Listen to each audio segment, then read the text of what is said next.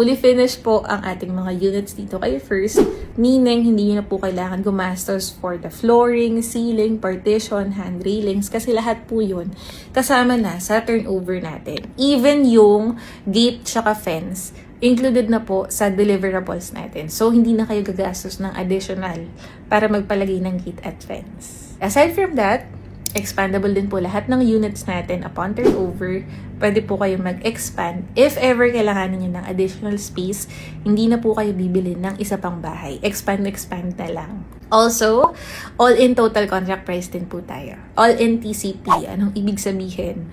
Lahat po ng kailangan yung bayaran sa pagbili ng property, like title processing fees, home loan charges, mga miscellaneous fees, government fees, yung mga kailangan bayaran sa gobyerno, lahat yun guys, included na sa TCP natin.